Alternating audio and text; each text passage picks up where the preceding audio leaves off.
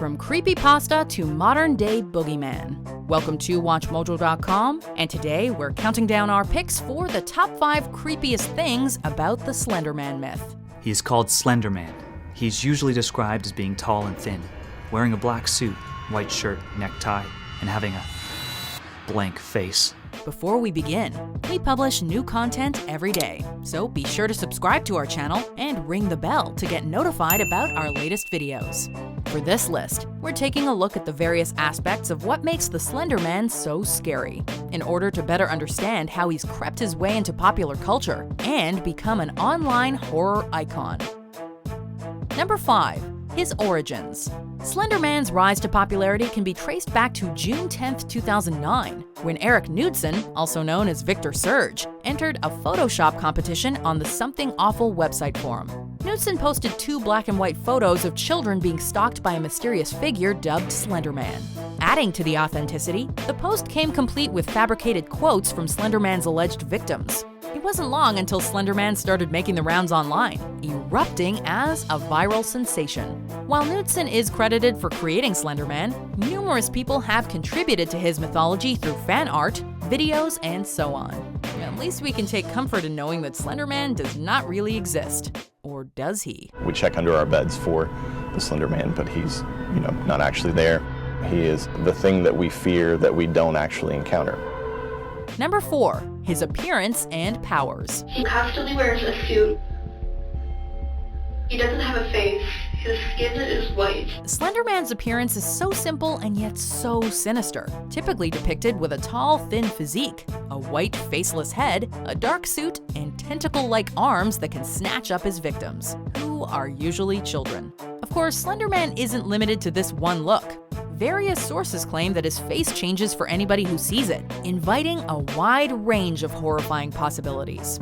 Adding to his menace, it's been suggested that Slender Man's powers include teleportation, invisibility, and mind reading. In other words, he can strike anywhere in any form at any time, cranking up his creepiness. Whichever face he's wearing, you wouldn't want to encounter it in the woods.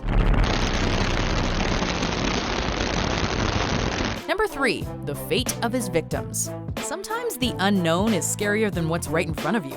Although Slender Man is one of the most well-known figures in digital folklore, he still remains an ambiguous figure. His motives are an enigma, with some believing that he spreads terror and suffering simply for the thrill of it.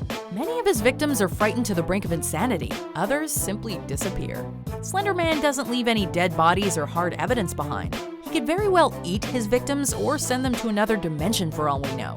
In any case, those unfortunate enough to come into contact with him will surely be left with a serious case of slender sickness. 6 black arms will grab you up, or stalk you till you just give up. He'll leave your body not to eat, but to staple your corpse upon a tree. Number 2. He uses human proxies. What's even more terrifying than a monster that commits unspeakable atrocities?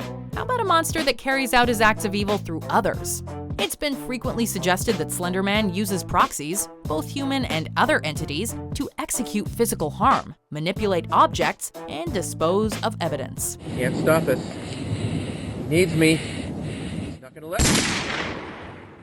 While it's been debated exactly how much control Slender Man has over others, it's widely believed that he strips individuals of virtually any free will or personality, turning them into mindless puppets. If you're a proxy, supposedly you live in Slender Mansion that all the creepypastas supposedly live in. Proxies are typically unaware that they're being influenced by Slender Man, and will meet a dismal end once their usefulness runs out. Number 1. He's been blamed for real-life stabbings. She said, "We have to kill Bella." Okay. And do you know why she said that? Like, why she was saying that? Because we had to supposedly prove ourselves worthy to Slender. Even if Slender Man is fictional, the impact he's had is all too real. He's even inspired real-life crimes, most notably a stabbing that occurred on May 31st, 2014 in Waukesha, Wisconsin. Anissa Wire and Morgan Geyser, 2 12-year-old girls, reportedly stabbed classmate Peyton Leitner 19 times in hopes of getting Slender Man's attention. Why did you decide to stab Peyton? It was necessary. Leitner fortunately survived the attack, while Wire and Geyser were committed to mental institutions. This crime would motivate a 13-year-old in Cincinnati, Ohio to attack her mother with a knife. After the attack, the mother told the media that her daughter was similarly obsessed with Slender Man. Stories of Slender Man often feature him stalking or traumatizing people.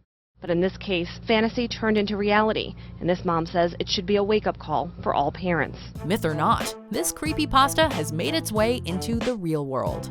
Do you agree with our picks? Check out these other great clips from WatchMojo, and be sure to subscribe and ring the bell to be notified about our latest videos.